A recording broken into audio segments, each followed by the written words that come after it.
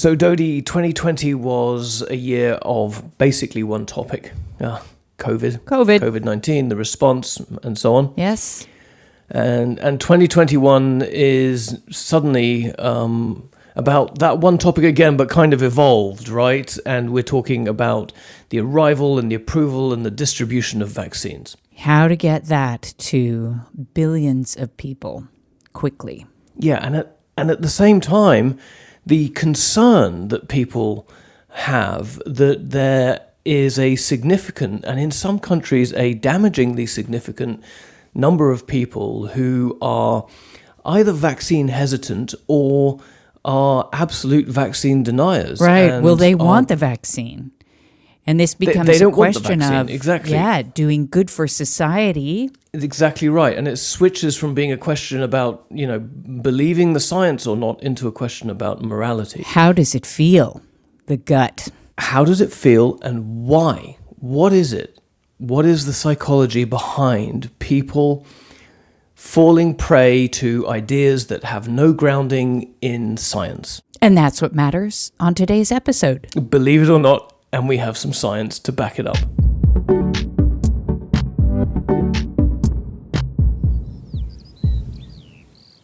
So, Dodie, I want you to imagine that you're standing in front of a vast, sprawling field. No crops in it, just mud, out there in the countryside. It sounds very northern England. Yes, it's cold out there, it's miserable, it's sort of just before spring, and you are a farmer and you're looking at your field and you're thinking, what am I going to plant there? Right, okay.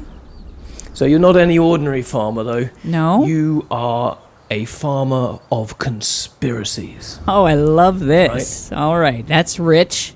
We are going to plant the seeds of conspiracy theories in your fields, and we're going to nourish them and grow them. So, what are the perfect ingredients of the manure and other elements that you need to use to grow the perfect crop of conspiracy theory beliefs?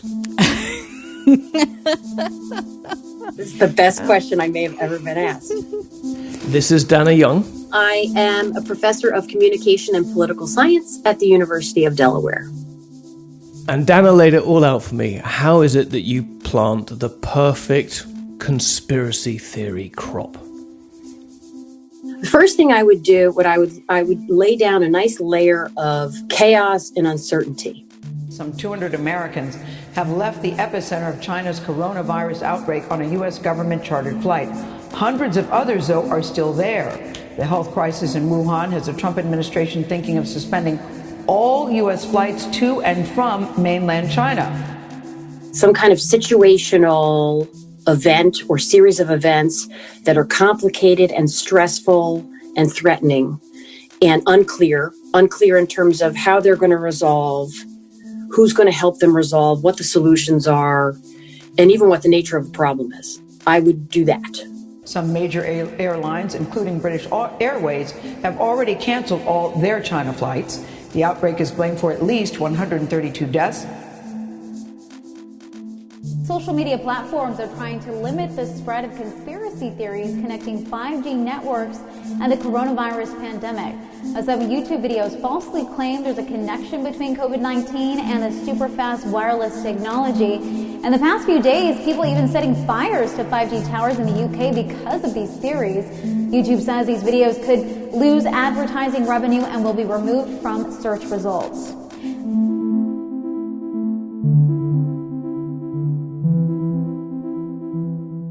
And next, at the level of like the seeds that I would plant, those I guess would be the people, I would choose seeds that were really interested in having quick answers to questions and wanted closure.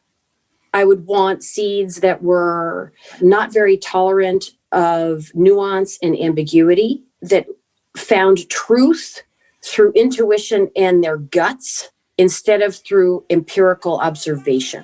That's what I would do. I want to be free. I want to live my life. I want all my friends to live their lives. Pandemics are hell.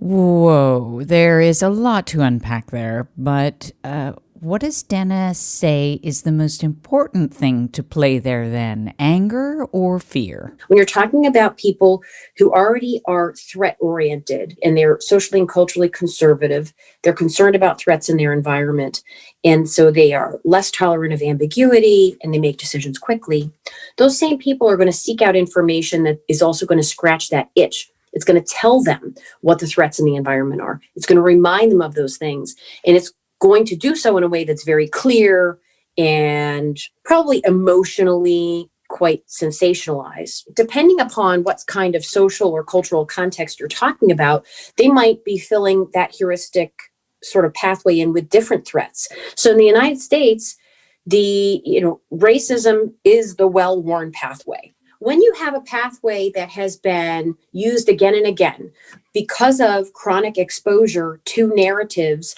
that scratch that itch, tell you what the threat is, the threat is Black and brown people. Okay, so it tells you that over and over again. That is very, very accessible. And so any kind of information that casts those people in that light, reaffirms that notion, that feels right in your gut, because it matches everything else you've always been afraid of and always have been assuming is the big problem. The most striking thing that I'm hearing from Dana's description is kind of like, it's perfect human nature. When urban designers make cities and they make parks that have these nice 90-degree corners, what they realize is people cut the corner and their footpaths create a diagonal line, right? So they're going to take the short, easy way when they can. That's just human nature. Yeah, exactly. You want the cognitive shortcuts. You want the things that make it easy for your mind to make sense of the confusion, of the chaos that's going on around you. So, Connor, the science of not believing facts. What is it psychologically that is making people embrace conspiracy theories? Well, there's a couple of things that Dana talks about. And part of it is the psychology of people. And part of it is actually the nature of science. But let's go to the psychology of people first. When people feel fearful, it sometimes can trigger information seeking in ways that are quite adaptive and quite functional.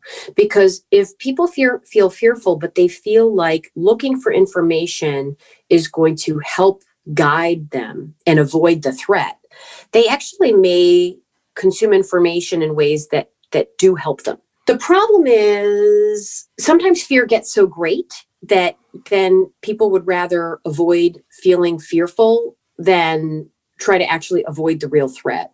So sometimes fear gets so great, people just shut down and they tune out. I think that in many ways, that's what's happening with a lot of liberals right now, is I think that they feel overwhelmed and stressed and fearful of this political environment. And many of them are saying, I can't watch the news anymore. When you look at the difference between fear and anger, psychologically, anger leads to feelings of personal optimism, which is like, wait, what? Because anger seems negative and optimism seems positive. But no, it's because anger is accompanied by a target, and anger is accompanied by a sense of momentum and a sense of efficacy inside. It's like, if there is someone and I am mad at them, I know exactly what to do about it. Fear is not like that. Sadness is not like that. Guilt is not like that.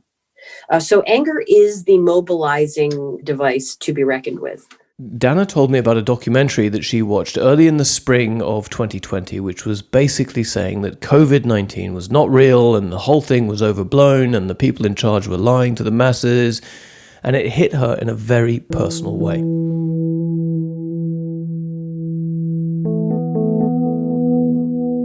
I thought the entire thing reminded me of a moment in my own life when my late husband had been diagnosed with a brain tumor. For the first several weeks, I was quite inclined to try to figure out who to blame for it. Where did it come from? Like really digging down some internet rabbit holes about like maybe environmental, issues, or maybe it was his workplace, or maybe it was his diet, or maybe it was the new house we had moved into. And then once he was in treatment, it was, maybe it's the maybe it was something about what the doctors did. Maybe the doctors did something wrong. What I realized, because my late husband was not like that at all, and he was someone who was very much like, it is random. It's just random, right? There's no one to be mad at. It's just random. And once I took on his way of looking at the world, and instead of feeling angry, I decided to lean into the moment and just take care of him and schedule different friends to come visit and help him with meals and, put on music and bring the nurses donuts and snacks. And it brought me a kind of peace, but it didn't have that same kind of like stealing purpose that anger had originally had. Anger, when you're in that moment of blame, it does bring you a sense of purpose. It's an illogical place to be because you feel as though your anger at all of these possible culprits, that by identifying them, you will solve the problem. No, you won't. If I decided to land on some crazy reason why he got a brain tumor, it wouldn't make the brain tumor go away. So it took her weeks to get to this place, right? I was like, no, but it feels good to say that this is what it is and this caused it. And then I can go down that rabbit hole. But then when you really follow it to its logical conclusion, you're like, that is not going to make it go away. That is not going to save his life. Nothing is going to change where we are right now. That's a huge realization, but it's hard to get there. And so she started making these comparisons with what was happening with the COVID non-believers, and she realized that people are desperate to have some sense of control right now.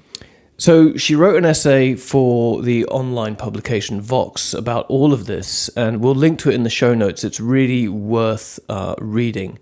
And what she really highlights is a combination of the way that we think about things, but also the way that we need to communicate about science. And perhaps by communicating in this way through this sort of vulnerable story, to have someone read it and say, wow, that is why I was responding to that documentary, because it made me feel mad, and being mad made me feel good.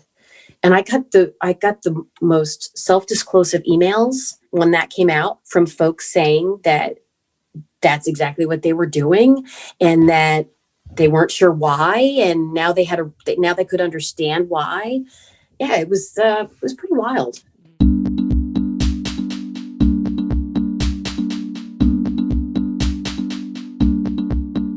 So one of the things that makes science so powerful is that it's about the continual erosion of doubt, right? You need doubt for science to work. But of course, in a situation where there's lots and lots of uncertainty, people look for something that's concrete. And science is, by its very nature, in the very beginning, as you explore something, it's incomplete, it's inconsistent. Science is about questions, not answers, right? It's exactly right. It's about being a little bit less wrong every day, right? Right. But the decisions that governments need to make about, like, do we shut borders? Do we impose restrictions? Do we enforce and mandate the wearing of masks and so on, need to be based in some form of certainty, but they need to be made before there is certainty. That's what makes it, like, really, really difficult for people, because the underlying way that science works is this systematic erosion of doubt and this drive towards certainty. And at the very beginning of something like a pandemic, all that you have is uncertainty.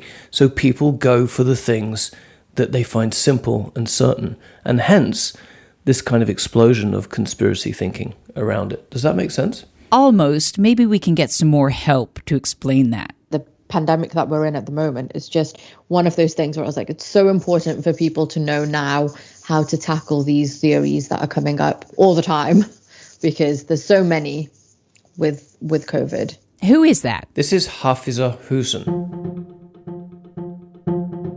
My background is in infectious diseases research and education. I first kind of got drawn into the conspiracy theory side of stuff when I was doing a lot of work with Sense About Science, and just seeing the kind of ideas that people have about science and scientific evidence and what counts as scientific evidence, and then the mistrust that people seem to have in either the science or the people delivering the evidence to them. And last year, much like Dana, she started seeing mistrust in the facts that were available about the coronavirus, how it was spreading, and that this mistrust was spreading online with people saying things like, COVID's not real, it doesn't really exist, it's just a really bad flu, it was made in a lab and released, it's like population control, there's all of these remedies that supposedly work to get rid of it, and all of these strange things. One of the weirdest things I've heard, and it's weird in its simplicity, I think, was in order to get rid of COVID, all you had to do was drink hot tea. I was so baffled by that because our body as humans are around 37 degrees. We have acid in our stomachs, and that is essentially hot. I don't know how hot your tea is going to have to be. And as wrong as these ideas were, scientists on their own were doing exactly what they should have been doing, releasing the information that they were certain about and communicating clearly what they were not certain about, because they were still trying to grasp exactly what this virus was and how it behaved and how we should respond to it. I remember seeing pictures circulating about kitchen surface cleaners and stuff like that, and it was saying that it was going to get rid of coronaviruses. And so when scientists were saying, oh, we don't know what we're dealing with yet, and then people were seeing all of these stuff on the back of the ingredients or the advice on their detergents, they were like, well, you must know what coronavirus is because you said, this thing says it can get rid of it. And it was kind of making that distinction at the beginning that, yes, coronaviruses, we do know what some of them are, but this particular one that's been, called COVID-19, it was different. And so one of the things about science and scientists, and I learned very early on in my research career, was that we never really know anything 100%. Unless you know something 100%, you're very, very apprehensive to say this is it, because once you do more research into something, that's inevitably going to change, and you're going to get different answers depending on how you've tested certain things or the conditions that you were in. So that's interesting. And that is what you were talking about earlier with the strength and the power of the scientific method, more questions than answers. Exactly. And that's what drives science forward. And as scientists, it means that we have, or as science communicators, we have to learn how to communicate the uncertainty in the data that we have and the predictions that those data lead us to make in such a way that people can understand that an inaccurate prediction is okay because we don't have all of the facts and data to back it up yet, but that as we progress, things get more and more certain, and that it's a gradual process. Sure. And we can't forget that it is scary for people to be in uncertain situations. People are looking for certainty. When scientists are being good scientists, working the problem out, it's pretty easy. It's cutting that corner when somebody finds a source of information that gives them a little bit more control.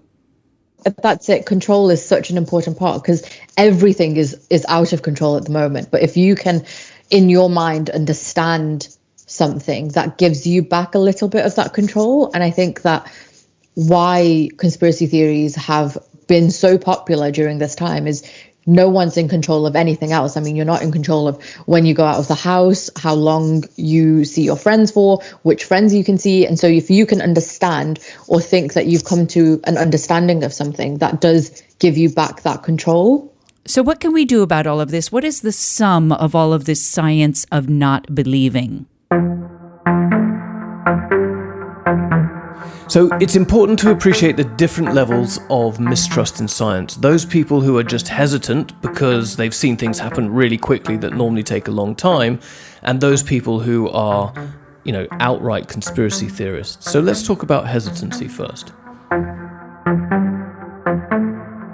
The worry or the hesitancy is completely natural.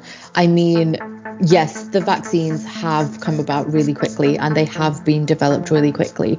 So I think what would be a really good starting point is to acknowledge that and just kind of give a little bit of validity to that that idea that, you know what, this has come about really quickly. I mean, how has it happened so quickly? How is it, vaccines usually take a really long time, and are now all vaccines going to be produced this quickly? And a lot of other fears come into play when talking about the COVID vaccine. But I think the first point is to acknowledge that hesitancy is normal, and it's justified, because we had no idea what 2020 was going to hold for us in any way, shape or form, and everything came so out of the blue. When we do think about vaccines, as a society, we're taught that there's years and years of work and research that goes into these things, and there's a long testing period and a long testing process. And now to see that taken away, essentially, and have these vaccines that are now safe for use, you're kind of thinking, are they, aren't they? And so I think that the first point is to acknowledge that hesitancy is completely normal. That hesitancies come from somewhere. I mean, if they're not someone who is a complete, anti-vaxxer and doesn't believe in vaccines at all and don't think that they work in any way, shape or form, and think that they're dangerous, then, you're dealing with someone that is a fairly sensible person that just has some concerns, as they would about something new. I'm sure people had concerns about, the internet or what contactless card paying and stuff like that as well. So I think the first step is to take a little step back and just say, you know what, yes, it has come about quickly. We are in a completely different world, essentially, than we were a year and a half ago. Science has completely changed. Science and the way that research works has completely changed. And I think it's really important to kind of address address the point of how quickly the vaccines has come about. Make the point that science and the way science worked, when COVID hit the world, that changed. What we saw in the scientific community was absolutely incredible. It was an amazing phenomenon for academics. And it was that information and research into COVID was being shared across the world. And Hafizah says that this is something that's quite rare in the world of science.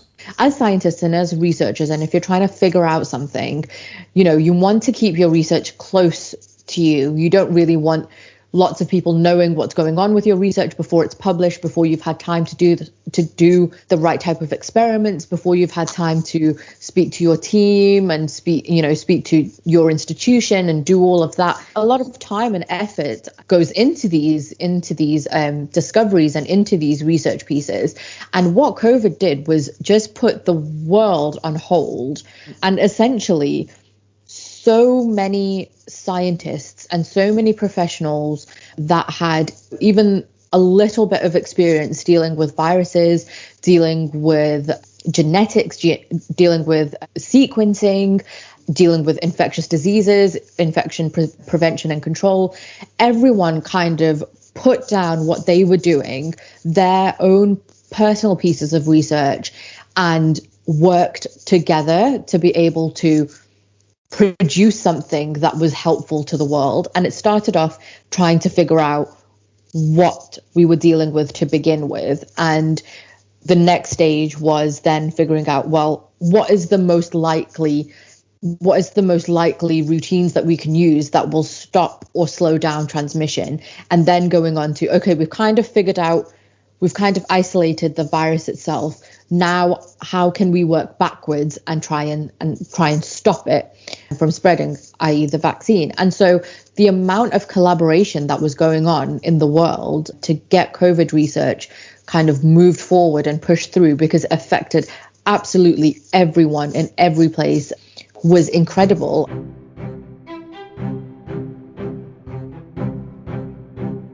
Okay, let's acknowledge the speed of the vaccines that have been developed in this case, explaining how that happened.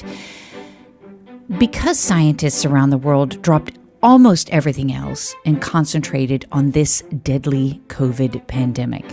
What about the other end of the spectrum that the conspiracy theorists deliver? How would I say, bring a loved one or a family member who believes the conspiracy theory with all their heart? How can I help bring that person back to reality, back to the scientific evidence. Yeah, and sometimes people say things to me like, well, I've lost my parents or my uncle to Fox News or whatever it is. What do you do? Well, let's go back to Dana for this one. She told me that we've now seen that in these really extreme cases, the facts have been proven not to work. Facts are basically broken. Conspiracy theories, misinformation, disinformation, their effectiveness has nothing to do with the content of the information. It has to do with the aspects of the audience's identity that are being tapped into. So different sort of core aspects of social identity. Oh, hold on. What does Dana mean exactly by social identity? So she's talking about how we think of ourselves in relation to groups of other people?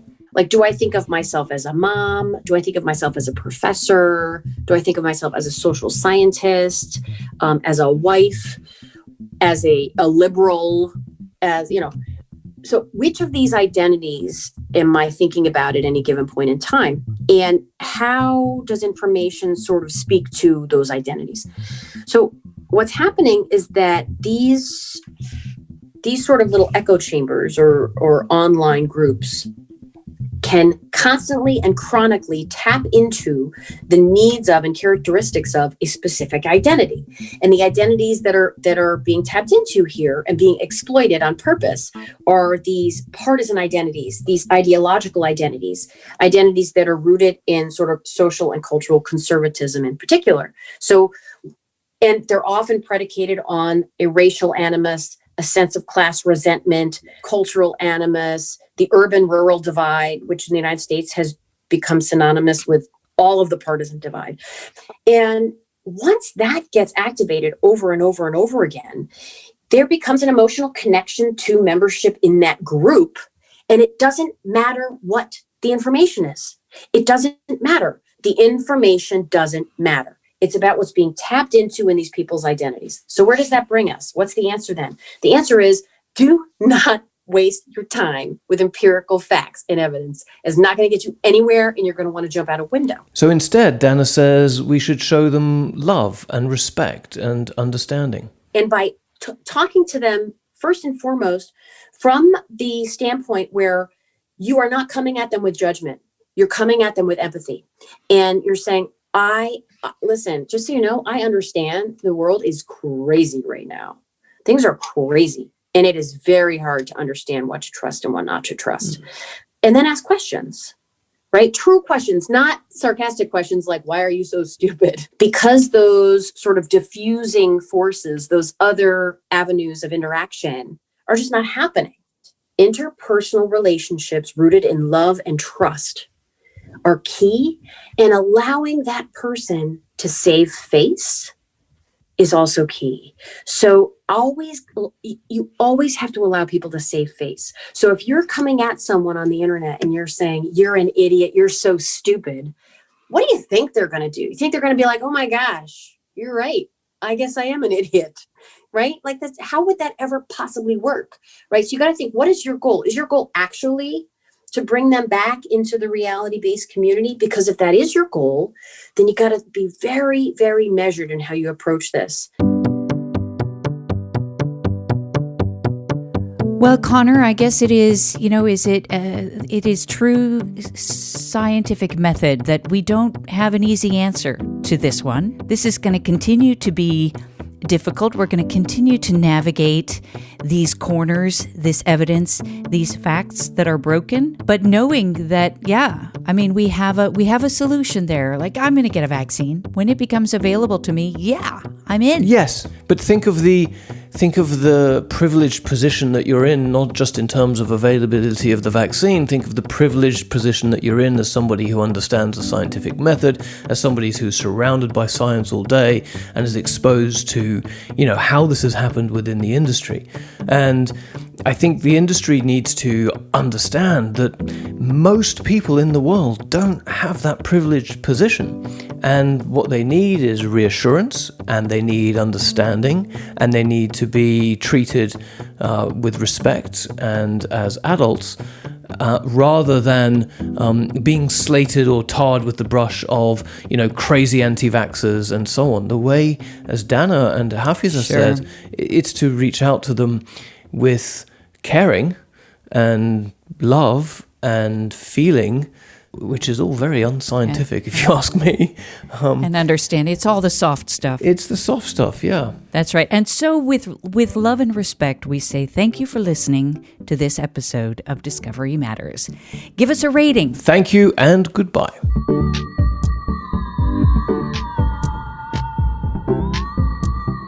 Our executive producer is Andrea Killen. Discovery Matters is produced in collaboration with Soundtelling. Production and music by Thomas Henley.